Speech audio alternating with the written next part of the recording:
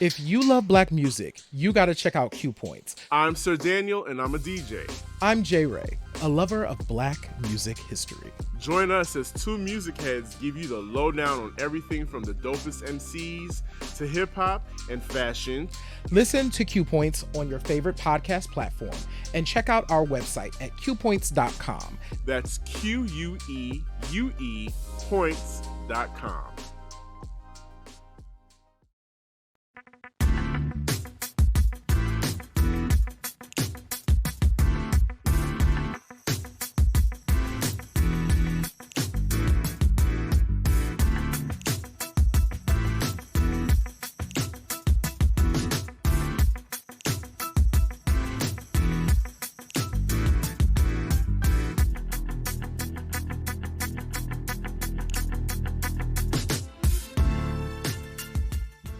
Hell yeah. Welcome back to another episode of Q Points Podcast, dropping a needle on black music history. I am DJ Sir Daniel. What's happening, y'all? My name is J Ray, sometimes known by my government as Johnny Ray Cornegave III. Good evening. Thank you, listener, for tuning in and joining us once again for another dope episode of Q Points Podcast. I am super excited about this podcast. Listen, we're like, Jerry and I are literally just running our mouths, and then we look up and say, oh, wait a minute, we're supposed to start this show. There's people waiting for us to, on the live, waiting for us to come through, and we just sitting, just running our mouths. But you know what? That's J Ray and Sir Daniel. That's Q Points Podcast in a nutshell. How you doing this fine day, sir? I am doing great. You know what, Sir Daniel? I'm going to call in that we are going to have a producer that is going to get us together and be like, y'all got to cut this. It's time to go live. We're about to go down. I'm going to call that in. I am doing incredibly well. Thank you so much for asking. It has been a good week. How about yourself? How you doing? Same. Absolute wonderful week. Just ready for the weekend to come through so that we can get our R&R, and of course, Thursdays, which is the day that we record our show, mean the most to us. We love coming to do this, and we love talking about lots of different things. But J Ray, before we get started, please let the people know the most important factor, the most important thing, how they can keep connected to you and I and the Q Points Podcast brand.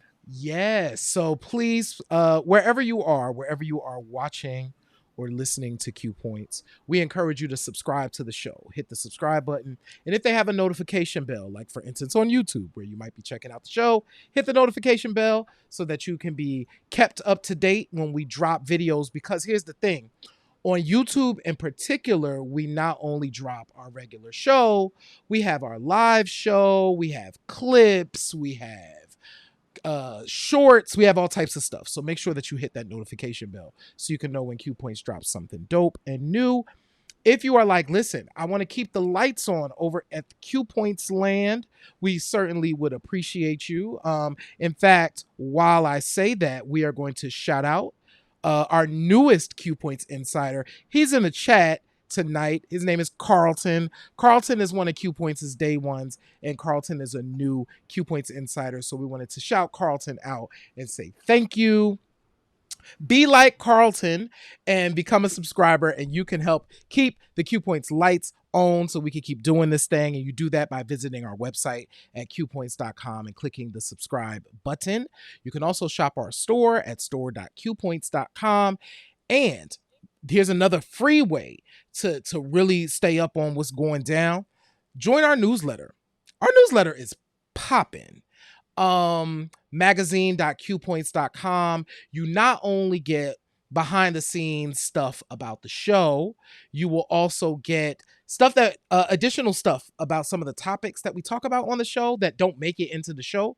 So we put some of that in the newsletter. So it's not just show stuff, it's like other stuff too. So stay up with us. We just appreciate y'all. But the fact that y'all are here listening to this right now or watching this right now, we just appreciate that. So just keep doing that. Totally, absolutely. So absolutely. And And behind the scenes inside joke. Speaking of behind the scenes, that behind the scenes video of our discussion about an upcoming episode, Chef's Kiss. I love the edit on that. Such a fun time. You guys will really enjoy. You know, I call into that also a staff of people that are going Yes. to take a lot of the load off of us, especially J Ray, because J Ray does a lot of heavy lifting around here, and to We just both make do. sure that this show it keeps going and is quality.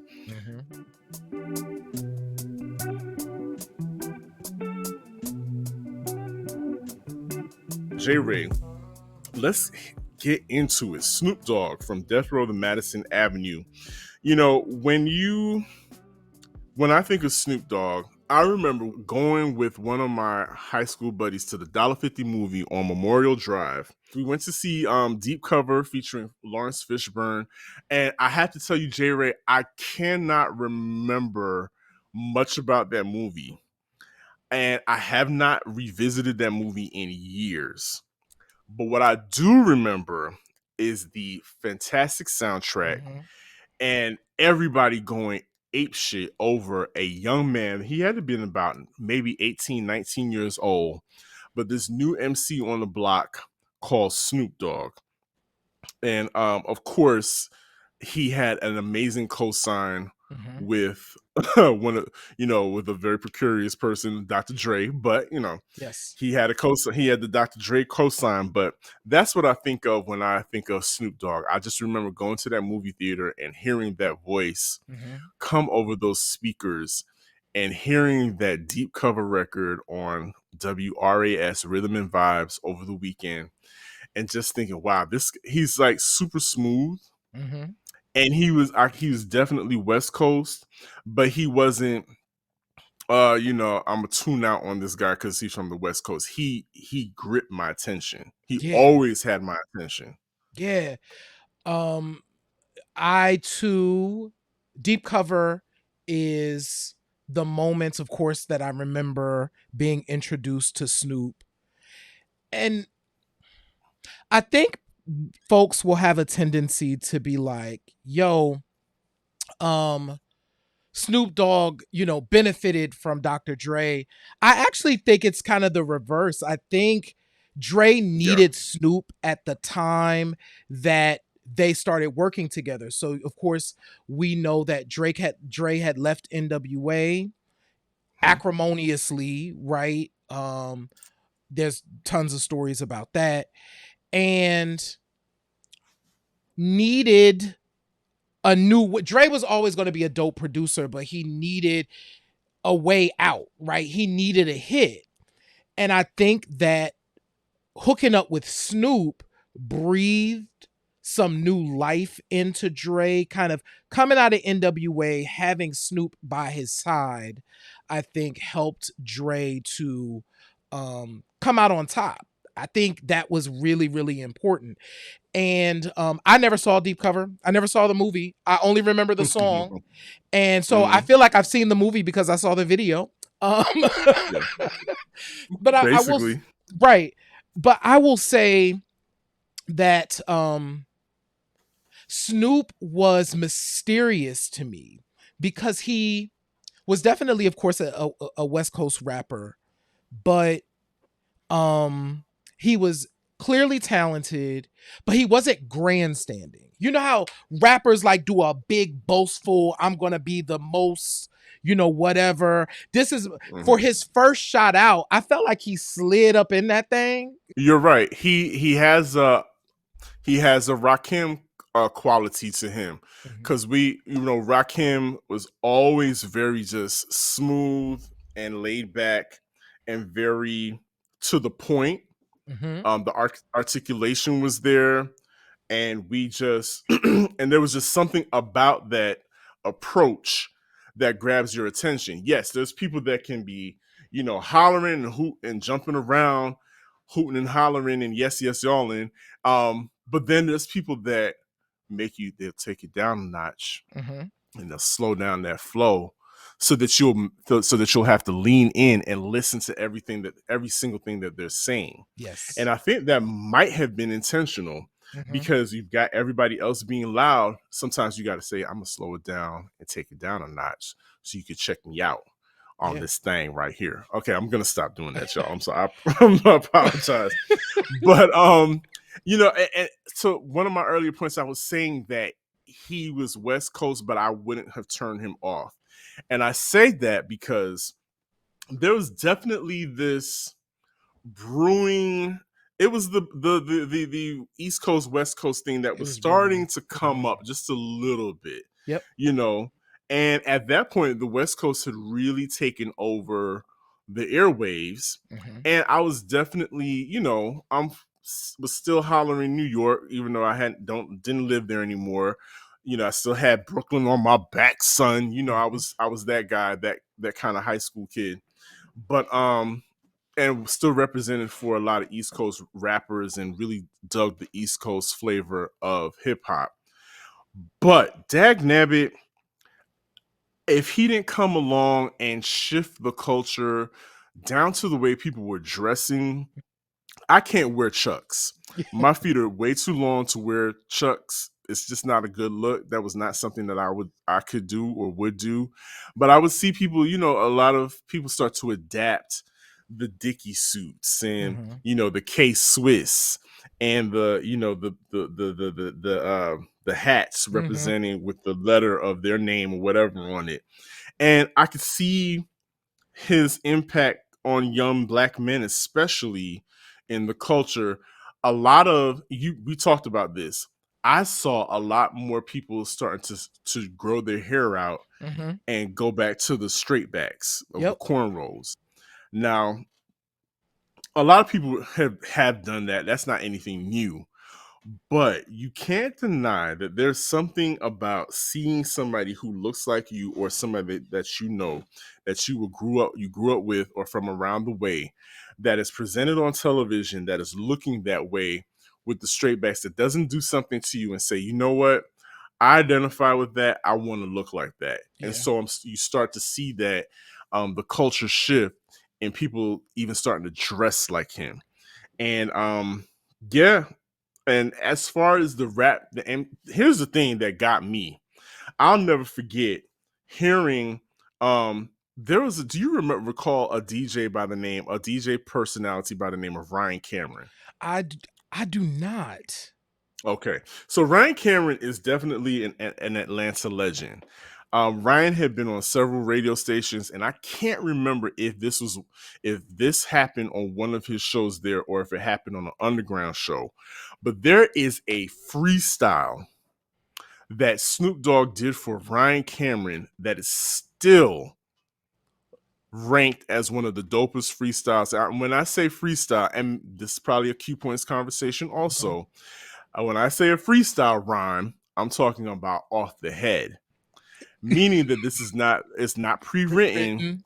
Like he is strictly going off the head and just laying down bars to whatever beat the DJ threw on. And it was a good 5 minutes of him rhyming Mhm. nonstop. And I remember they played. It was so dope that the college radio station that I would listen to on the weekends on Sunday nights played that as a song, played that freestyle, and to me that kind of solidified the the legend of Snoop Dogg that was going around. It's like, okay, not only is he so yeah, he's good with Dre, he's got the Dre cosign, and he's on this hit album, but he's nice. Right. Like he's an MC, he's a rapper's rapper. Like Mhm. he's his influences he continued to list his influences mainly from the East Coast. Mhm. Slick Rick, Yep. you know, You can hear um that. you can hear it. And so I think that started to endear him to me even more when it came to him being an MC and him giving it up for quote unquote real hip hop at that time. Mhm. So it was like, okay, I like that guy. Yeah. That is a precarious time too, because you actually talked about this. Hmm. As more regional hip hop began to spread and grow, the West Coast became kind of the breakout of that time.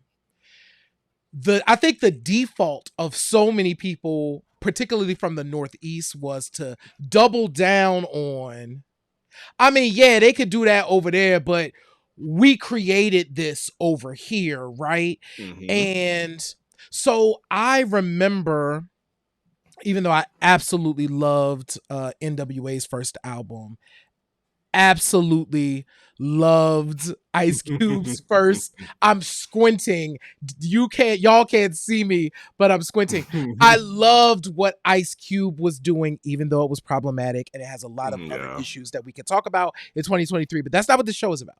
I loved those dudes, but I was always going to prefer what was happening in terms of boom bap and East Coast hip hop, right? Right.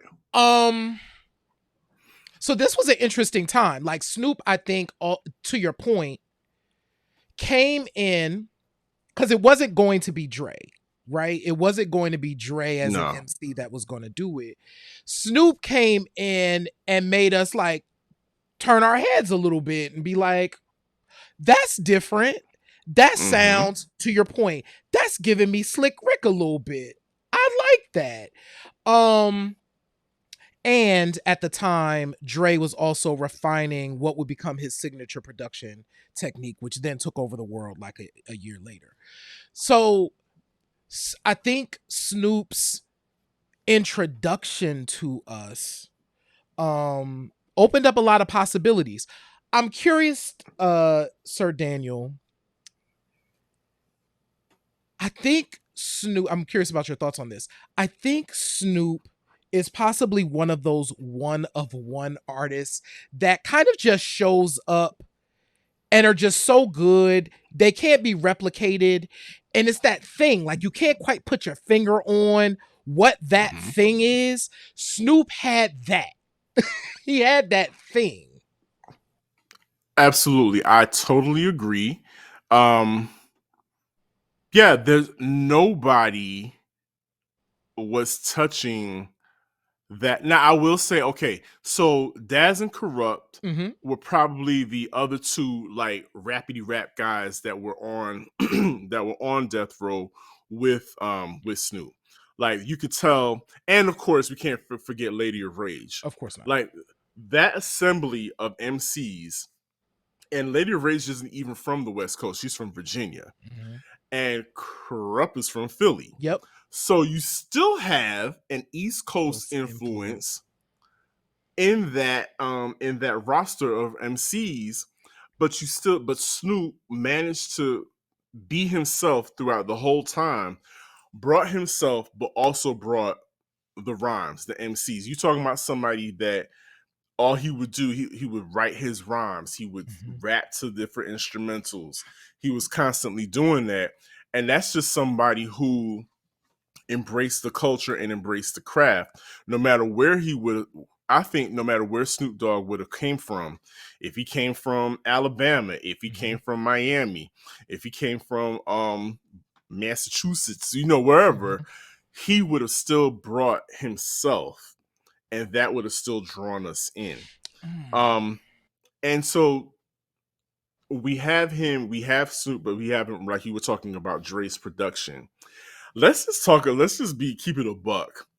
Dre's production had people creating G-Funk remixes that ain't never had a G-Funk remix in their life. I'm talking East Coast rappers. East Coast rappers, y'all. Like, yo, sitting on Chrome, Master Ace has an entire G-Funk inspired album where he took Jeep Ass Nigga and then flipped it into Born to Roll, and it had a whole other life. It actually had he had a pop hit off of that joint. Yeah. Like Dre's production at that point literally kind of changed. It changed everything. It won, God bless him, made George Clinton rich. You know what I'm saying? For sure.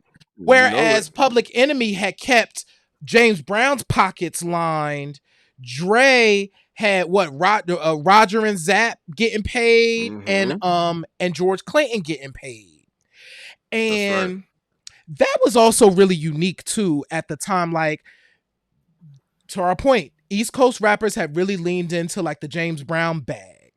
Mm-hmm. What Dre did was like lean into that Roger and Zapp bag and that George Mm-hmm. Clinton bag and give us a new sound. And Snoop literally just kind of rode in on that thing. Because Nothing But a G thing, I still It that video and that song. So sidebar, that song has made it into so many playlists that I've done over time because it's just a dope joint. it literally, it's like pouring. This is corny, but it's like getting a fresh stack of pancakes and pouring syrup on it. It's just this really dope combination of something that you will fill up on and feel good about it, and you want more. It I can't not ever remember a summer since my junior year of high school that song has not shown up somewhere. And let's not forget, you brought up Master Ace and Sitting on Chrome. Mhm. Let's not forget car culture. Yeah. West Coast culture and car culture go hand in hand, and I think that's something that kind of spread across the nation. Mhm. Car culture became a thing, specifically in the West and the Midwest, down south here as well. People in the Mhm. box Chevys, young men. Here's the thing: young men, especially young black men here in the South, could save up enough money to get a box Chevy secondhand Mhm. and make it their own, trick it out the way that they could, the best that they could, make it luxurious. And because that's what black people do. We Yeah. take what we have and we make it luxurious. What we also do is we're going to put some speakers in that back. That bass We're gonna going to be put some, pumping. it's going to knock. And so, Dre and Snoop and that whole movement tapped into that fact, that they tapped into the black male psyche, the black male ego of that time, and say, these are what these brothers need right now. We need them something to drive around in, because that's what you're going to do. That's your own piece of luxury right there. Is Mm. that box Chevy? Is that Buick? Is that in my case, that that 86 Mercury Sable, God bless it. I had a That Merc. did What did I have? I had the Mercury Topaz. It was the smaller version. Ooh, the Topaz. I also had an 86 Ford LTD that Oh, was that power. joint. Oh, that joint is big. What? Yeah, it was mid-size. Mine was mid-size, but it did have the bench seat, or as I call it, the all-together seat, where if you want to move Yeah. it up, we all got, it's Everybody like, hey, moving. y'all ready? We all moving up. Sidebar real quick. Did I tell you that story of the time I got stuck in Freaknik traffic in my 86 LTD? You did not, but that seems like a perfect car to get stuck in Freaknik traffic in. No, it was not, and I'll tell you why. It was no cassette player, no CD player. It was just strictly a FM radio. It didn't have no sound system. I had manual windows. So and, and I'm trying to remember Did if you I have had air AC? conditioning. Please say I'm, you I'm had trying to AC. remember. I cannot remember if I had AC or not. But I know I had heat, because in the wintertime that joint was blowing and I was warm in that joint. But yes, I got stuck in Freaknik traffic in my powder blue, rust on one eye of my of my car lights, headlights was rusted over. So, and you know what they used to call it in school? They would say, "Ah, here comes the blue goose." Not. Yep, they call my car the blue goose. Yep. But I said all that to say that is a young black man's piece of luxury, piece Mhm. of something that he can hold on to. And what you play in your system becomes part of that experience. And so that's how that So I think that's why Snoop Dogg means so much to our generation, especially Mhm. to young black men. Yeah. And Snoop had a way of just kind of embodying, he always seemed really sure of who he was, because Mm-hmm. let's move into his debut album. And I feel like Okay. this is really important too, because the Chronic was huge. The Chronic was huge. And so the bar was already really high for Snoop's debut album. It was either going to sink and torpedo, or it was going to go nuclear. And Doggystyle exceeded expectations, I feel like, in many ways. And also added, Snoop had some dimension that you Mm-hmm. alluded to earlier. Because I think what, in researching this show, you talked about the fact that, Snoop as a freestyler, like that 5-minute freestyle, and how important that was of coming off the head. That was a precursor to, I think, the creativity of Snoop that I think now we get to experience in 2023. Because honestly, Snoop has an entire pop career that I did not realize until, because these are songs I don't listen to.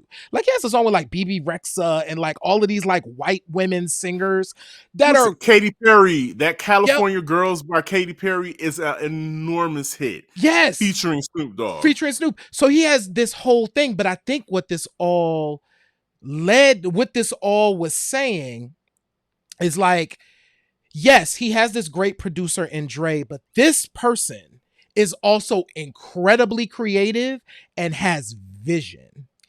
And I think Doggystyle was like, here is what I want my debut album to be, right? And we get this debut album, it goes nuts. Um and produces just some of the dopest hip hop of that era. And I know that for me, one of the things that I always have a soft spot for is when my parents can see themselves in it. My Mm-hmm. dad was so into Snoop and what he was doing, because I had the whole, it had the Dolomite angle, you Mm-hmm. had the dramatics in there, you had Gin and Juice was just like a cruising joint. He loved Gin and Juice as a song because it reminded him of 70s funk and soul joints, right? So Snoop was being innovative, but he was bridge building at the same time. And this is a young cat. Absolutely. Snoop, to your point about that, specifically that video, I think it's a Doggy Dog World, Mm-hmm. where he had all of the black exploitation stars of the 70s make cameos in that video, because that was important to his childhood.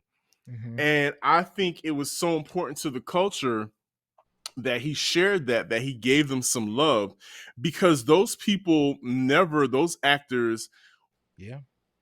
culturally we laud them, and they mean something to us, but outside of that, in that specific time, they weren't, a lot of them probably weren't respected in Yep. Hollywood. There was people, they looked down on black exploitation flicks as, D-list movies or whatever, Mm-hmm. but they meant something to us because we saw ourselves there. But that also brings me to another point. Snoop Dogg introduced something that is a lot of people had issue with, but he brought pimp culture into hip hop as well. He Or did. at least other people have referred to them. Now I cannot discredit Too Short, Oh yeah, yeah, because Too Short yeah. has Mm-hmm. always referred to himself as a pimp. Mm-hmm. But I just clearly recall seeing in Snoop Dogg's videos, like, that was my first clear representation of Snoop Dogg wearing, first of all, letting his hair down and getting it curled, and then the rings, the coat, the whole nine, and we saw the Snoop Dogg pimp persona, and then he also brought real pimps Mm-hmm. into the spotlight, like your who was Bishop the Don Don Juan. Juan. He brought those people into the spotlight, into the videos, and so before that, nobody heard of pimp cups. Right. And everybody was blinging out a cup after that. Today, you have white women in the Middle West that have a shot, and they call that their pimp cup. Mhm. Why? Because of the influence of a young Calvin Brodus.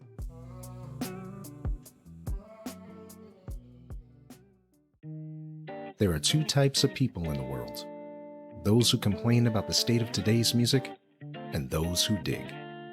I'm Jason Randall Smith, and I invite you to check out Radio BSOTS, Both Sides of the Surface, a music podcast championing the work of independent artists from around the way to around the world.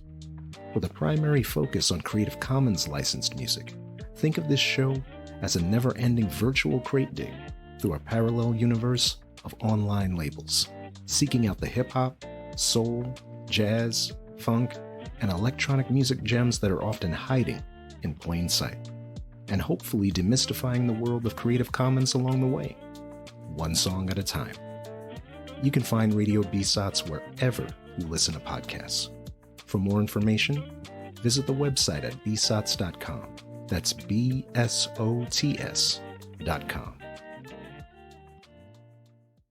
Stuff can be two things, right? Yes. So at that same time, while Snoop is bringing pimp culture in there, we are entering, I think, the moment of hip hop where there is just blatant misogyny everywhere.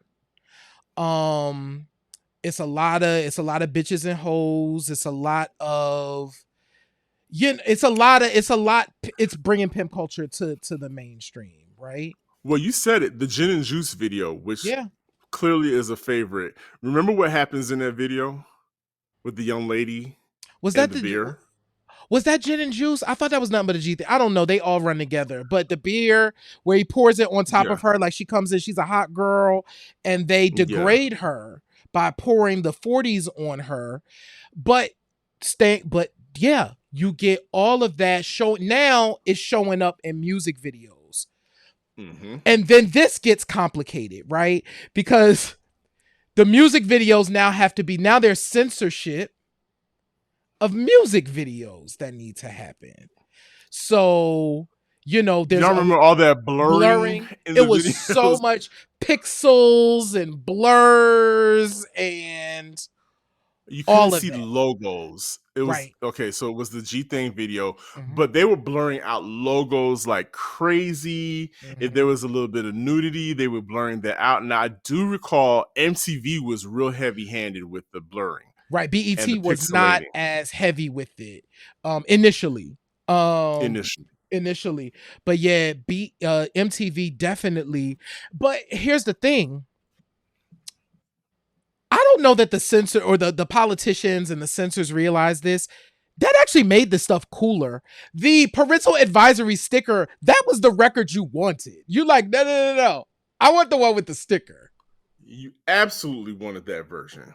I want to see the version of this video without the blurs. It made it cooler. And I think, and we have Madonna to thank for this, I think by that point, if they were banning a video on television, on national television, you could go to the record store and purchase the video on VHS. Yep. So all of that blurring and editing videos to make it more palatable for middle America just force those things into to higher sales and to more popularity, because the more you keep things away from people, the more they want them. So you have this young cat at the center of all of this, and really has shifted the way folks rhyme, right? And this is period in hip hop. And then a bunch of stuff starts to happen, right? That really Snoop was kind of not out of the spotlight. He was in trouble for like an extended period of time following his first album. We get the murder was the case video happens and all of that. There was a lot going on. Death Row. We were now in the thick of the East Coast, West Coast thing. You know what I forgot about until researching this this show? For whatever reason, I felt like the East Coast, West Coast thing really didn't pop until like 96. But no, it was really 95 because the New York, New York was on the Dog Pound record, and that was 95. And I'm like, wow, that was only like 2 years after Snoop's debut. So already we're now in this huge coastal war that Death Row and Bad Boy are kind of the faces of for the most part, but it's really coastal at that point, and that's crazy. It's crazy. It's very coastal, and I think really the gasoline was poured on at the Source Awards. Yep.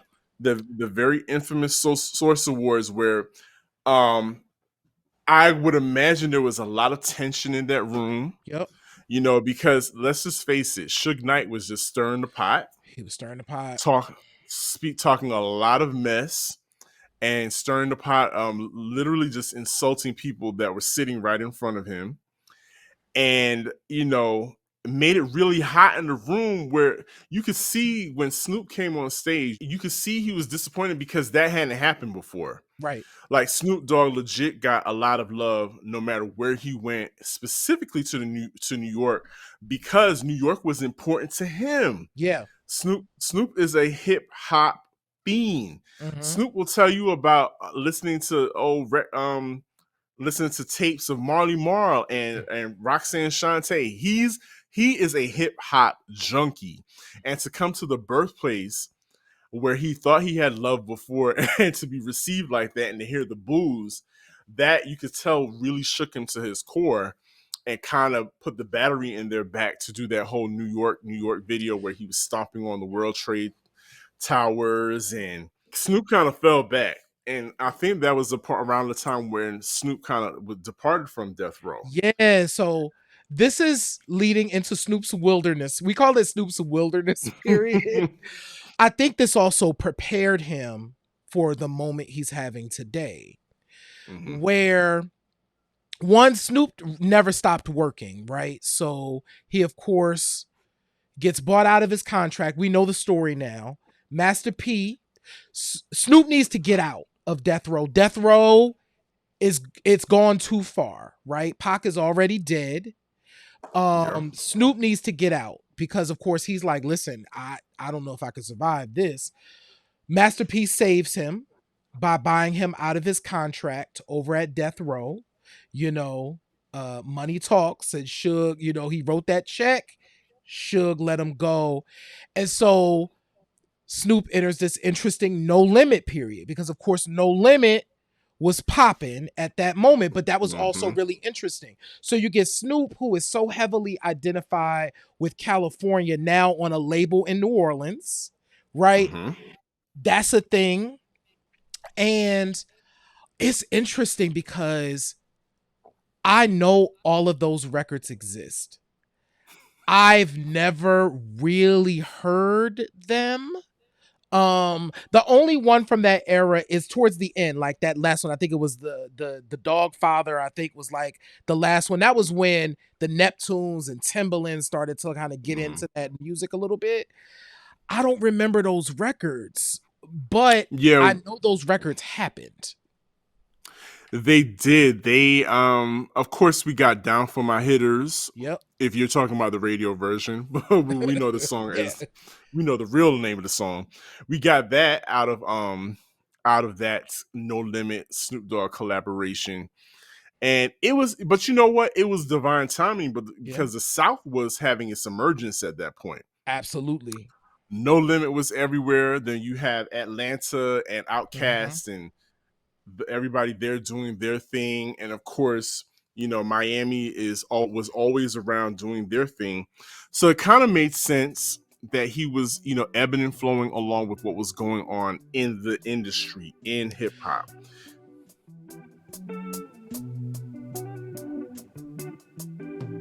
This is curious to me because I think Black folks, we have a natural connection in the United States to the South.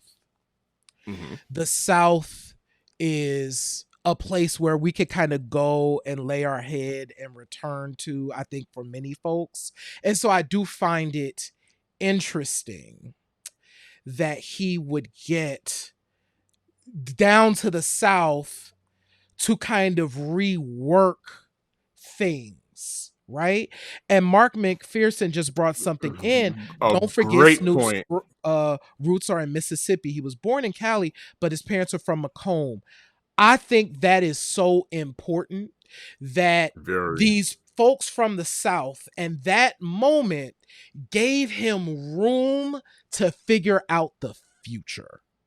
Mm. That's an excellent point. And speaking of him being from the Macomb family, let's not forget who is Snoop Dogg's relatives, but Brandy Absolutely. and Ray J. Yep. Brandy and Right Ray from J also Mississippi. from Macomb, Mississippi. Yep. So yeah, that's an excellent point. I didn't think about that. The South allowed him to regroup Mm-hmm. and to gather himself and to literally just set the stage for what he was about to walk into, which was that new era Yep. that you alluded to regarding, you know, his pop era. Yep. We Snoop had a talked about pop his era. Snoop had a very successful pop era. Mm-hmm. Like we never, if you would have told me that the young man snarling and turning into a Doberman Pinscher in his video would have been popping champagne with Mariah Carey in their duet together, I would have said that's not going to happen. Never going to happen in a million years. But that happened. That particular song happens to be one of my favorite Mariah Carey songs, Yeah. featuring Snoop Dogg and the production of the Neptunes. Yeah. And I think he made some really great relationships. Like again, he started off with a super producer. Yep. And found his way back into the comfort zone with two new sets of super producers, Yep. Including Timbaland and the Neptunes. Yep. And again, in the South, in Virginia, because Virginia is in the South, folks. Yes, it is. We're not going to have that conversation. Virginia is in the South. And he really becomes a pop commodity, a fixture on radio. Yep. And television. Mm-hmm. And is literally setting the stage for the next act in his career, in his life. Yeah, there's lessons to be learned from persistence, because here's the thing. He didn't stop working, right? No. So even during the weirdness of it all, he never stopped working. He never stopped producing. And ultimately that led to some major hits for him. It led to some major things. But I think also thinking about this moment in time, as he was setting up kind of his pop thing, I think also probably gave him some perspective and also showed hip hop what was possible too. So there are folks who will say rappers can only do this is what you do. You can only do that. I think Snoop proves time and time again that you can kind of reinvent yourself. As long as you keep working, you can reinvent yourself. And that's what he kept doing and is still doing like today. He's still reinventing himself. He is. I think also what is undeniable about him is that level of cool. Mm-hmm. It's just cool is something that you are either born with, you either have it or you don't. And like I said earlier, that magnetism. I remember one time I was working at V103 and it was the V103 auto show. Mm-hmm. They had an auto show out in College Park, and Snoop Dogg was the guest of honor, the performer of honor. Nice. And at that point, I think this was in that it was I think it was 2005. It was that Wilderness era where he had some hits, but you talk about still wielding that star power. I remember just God, did I get a picture with him? I can't remember because I think I did, but I don't have it. Yeah. But it was that thing of like, yo, this is Snoop. First of all, he's enormous, and Right. I'm not a short dude. Right. I'm not a short dude, and so if I look at him and say, "Damn, he's tall as hell," Mhm. but it's like everybody was swarming. We were all like trying to get that moment with Snoop because he's just that iconic and he's just that cool. And that is just something that you cannot manufacture. And I think it's part of the formula of what made him the superstar that we know him as. And I think, you can't not talk about somebody that has such a hot music career and is fast becoming an icon in the culture and not put him on the big screen and Oh, not of have him in course. movies. Yeah, Snoop is tailor-made for movies. I will say that my favorite Snoop movie moment, I'm a horror fan.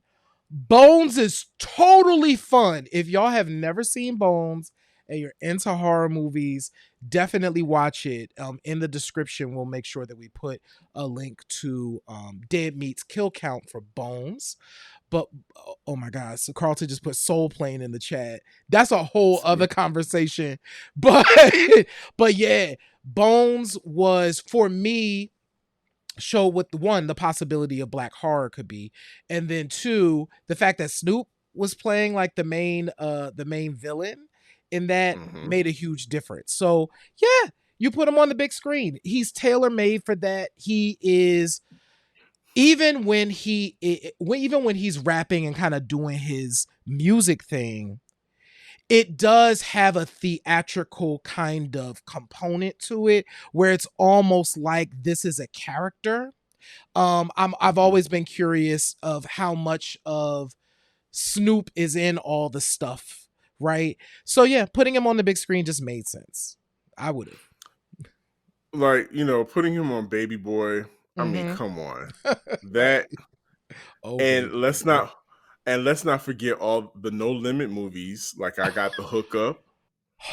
Again, that All he the you know, No like Limit movies. like you said, he never stopped working. Ever. And that's something a lot of if you look at the people who made it through have traversed the wilderness period in their career, they never stopped working, regardless of what it looked like. If it was a Hollywood blockbuster or not, if it was a mixtape, he was on it. If it Yep. was a No Limit production, he was on it. He was doing something to stay busy, and you know, he finally had his. We come to a point where in just these past few years, what Full really circle. made us bring up this topic is that Snoop Dogg has become the go-to person to sell everything. It's crazy. He It's is him and Shaquille O'Neal. It's correct. Snoop Dogg is selling us like Corona. he's selling us listen, he's selling us Corona, he's selling us wine, he's selling us Skechers. Jerry, I'm Snoop. literally waiting for the moment that Snoop Dogg is going to become an AARP spokesperson It's gonna because happen. that's coming. It's coming. Isn't he selling cookbooks with Martha Stewart too? And here's something that we did not touch on. We did not talk about the impact Snoop Dogg had on weed culture. I mean, Yes. the album The Chronic literally squarely is about weed culture, but Snoop Dogg is synonymous with weed, and that's what's so miraculous is that he is synonymous with weed and weed culture in this country, but yet and still he is a huge megastar across the board, regardless of the demographic, black, white, middle class, rich. He is so popular with so many people, despite his criminal Mm-hmm. past and all of those things that he came out from, and being a proponent of marijuana. And I think that's just magical considering this is a black man Yeah. from Long Beach, California. Yeah. Wow. You are absolutely right. You can't think about Snoop Dogg without thinking about weed. Right? It's Mm-hmm. just what you're going to get. So the fact that he can also be somebody that, like I often say this, my mother loves Snoop. When she hears his voice on the radio, because he'll be selling us something or a song will come on, and she Mm-hmm. knows his voice, and she will say, that boy really got himself together. He used to be a mess. He really got it together. He looked like that dog. I remember him. My mom, who knows nothing about hip hop, y'all, Mm-hmm. remembers Snoop as a teen, as a young man, and now is like, love seeing him on TV as a grown adult working. And I think that's something to be applauded. That's why it hurts so much when a lot of our hip hop pioneers pass away so Mhm. young. Yeah. I love seeing Snoop Dogg as a football coach to his kids' Yes. football team. Right. I love, those kinds of things are so endearing because it shows us the fullness of what black men are and can Mm. be in this culture. If we are just allowed to be and allowed to Mhm. be all the things that we'd like to be. That man is a football coach. He's a chef. I've seen him DJ a couple parties. Yeah. He is just that all around dude that if this country would allow all of us to be. Yeah, man. Like you have to respect. He has 20 albums, Sir Daniel. 20. So here's what I did in preparing for this show. Y'all, there are so many Snoop albums the majority of Snoop albums I haven't heard. Because Snoop, going back to that earlier point, when you were talking about the freestyling, Snoop is clearly incredibly prolific. Snoop is probably in the studio right now working on another album for 2023. He's just incredibly prolific. He's always putting something out. Snoop has like 2 albums from 2022. Like not one, two. Um he has one already out in 2023. Like Snoop has like new material out like now. So there is something to be said for walking in your truth and walking in um the fullness of who you are, and be damned with all the other things. Stuff can be two things. We're not talking about all of the negative things that have happened. We have heard about in terms of relationships and all of that stuff. We're not getting into those things for this show, but we recognize that those things exist too. Yeah. um but once again, he works like a full human. He works like a full human. he just kind Yeah. of he just kind of does what it is that he's doing, and now he owns Death Row's name. Wow. That part. I he literally is. If there is, and there are courses on hip hop in colleges, he definitely should. He's a whole chapter, Mhm. a whole study, probably possibly a whole course unto himself on navigating this business, and but making sure you pay homage to the craft, Mhm. but also a study in the it factor. Yeah. Because in entertainment, what do they tell you about all the time? People have to have the it factor. There's got to be something super special that people pick up on that makes you want to look at them or listen to them. Mhm. And Snoop Dogg has both of those things. He still has it to this day. Now, I think we can share our favorite moments, but I think you and I have share a special, a very favorite moment, a Mhm. song that Snoop Dogg had, Yeah. and we both said it Sensual Seduction. Can we talk about that for a hot second? My favorite Snoop moment. Be- because it was so like, this is the kind of weird it's a black ass weird that I'm into. I want him to auto tune this thing. I want this weird ass video. I wanted every inch of that. And you still play that song today, and I still get my life. Sensual Seduction, really, I feel like is like Snoop's most pure. Like, it's a little hip hop, it's a little soul, it's a little funk, and it's a whole lot of just like him. It's good. Well, I'm an '80s fanatic. It's squarely that '80s sound, like Mm-hmm. '80s roller rink music, Mm-hmm. but also sounds like '80s porn music at the same time, which I think was done on purpose. And the video, like you said, was giving, like Jane Fonda workout videos. I don't know if any of y'all are old enough to remember this, but like maybe at like 4 o'clock in the morning when, so there was a time, kids, when the television broadcast would stop It would literally stop, y'all. overnight. There would be nothing on TV until maybe about 4 o'clock in the morning, and they figured that this is the time where these housewives would get up in the morning so they can exercise and look good for their husbands, and they would throw on these these very cheesy aerobics videos with women with side And ponytails leg and leotards and warmers. leg warmers, and that kind of stop and go video. And that's exactly what that video brings me back to. And I'm like, whoever did this is a genius.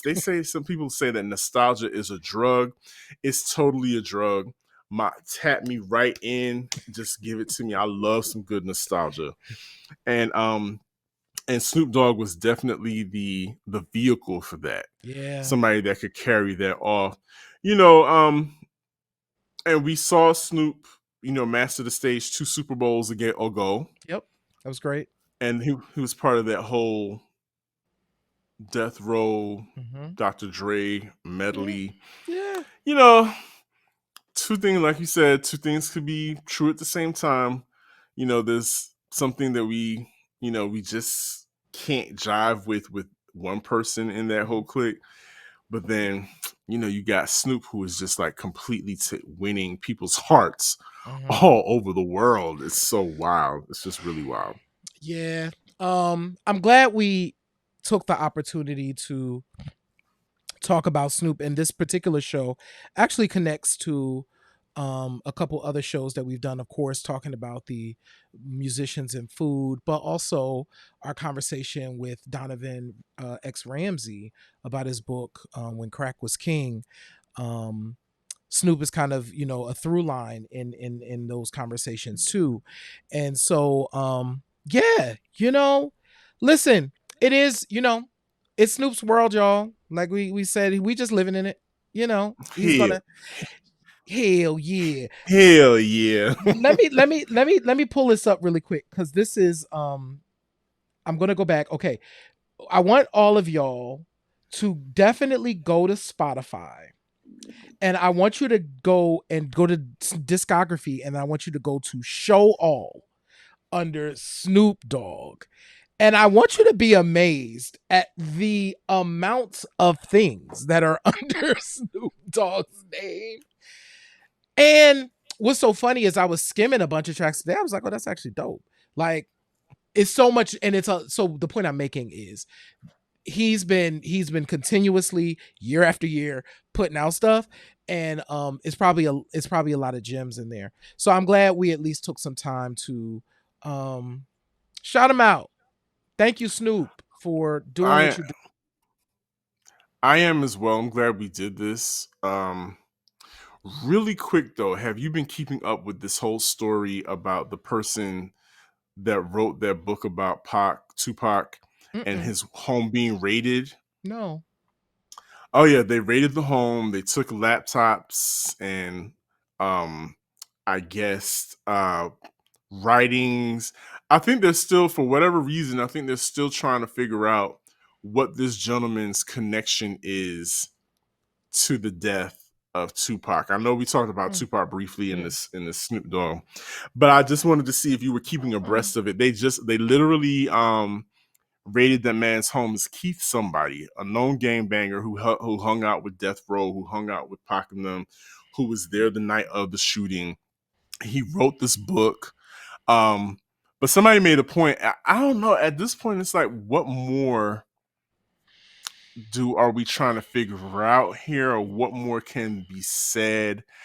I don't know if anything, I don't know. I just brought that up just to see what you had thought about it and see if you had heard anything regarding that. No, I haven't heard anything. And I think you ask a really important question about what more is there to gain. Yeah. Yes, I can understand definitely the families wanting some closure to things, but I think most of this other stuff is just kind of salacious. So Absolutely. as you can see, if this man wrote a book, he's trying to make his coin, and that's, I ain't gonna get in the way of nobody's coin. I don't, it's like, sure, okay, I guess this is going to be a forever story. Mm-hmm. But what I do hope, I will say this, what I do see happening is I do think Snoop can write the legacy of Death Row. I do think there was a lot of good that came from that label. And I think so much of it got shrouded in like violence and just negativity, that I think we have an opportunity to, with Snoop at the helm, to really kind of right that ship, right? Because the legacy of Death Row was really in poor shape. So I think he is committed to doing right by it. I think that's a wonderful place to stop. Mm-hmm. And this has been as usual, this has been a great show. It's Q Points, and we are going to, come at the conversation as only J Ray and I can. And we thank you, listener, for tuning in and for making this another great episode. Yeah. J Ray, before we get up out of here, let them know one more time all the things that they need to do to make Q Points the #1 podcast, or remain the #1 podcast in the podcast sphere. Boom. Listen, y'all, first things first. Wherever you are listening, wherever you're hearing our voice or watching our faces right now, make sure that you subscribe in that place and go ahead and click the notification bell so you can stay in tuned. That's free. It's a help. And the other thing you can do that's free and you can help is you can join the mailing list at magazine.qpoints.com. We got a bunch of dopeness over there that you should tune into. And if you want to go a step further, keep the lights on over in Q Points land, you can subscribe on our website at qpoints.com. Click the subscribe button, and you can shop our store at store.qpoints.com. Sounds perfect. What do I say every time, J Ray? In this life, you have a choice. You can either pick up the needle or you can let the record play. I am DJ Sir Daniel. My name is J Ray, y'all. And y'all's busters better recognize that this is Q Points Podcast, dropping the needle on Black music history. We'll see you on the next go round. Peace, y'all.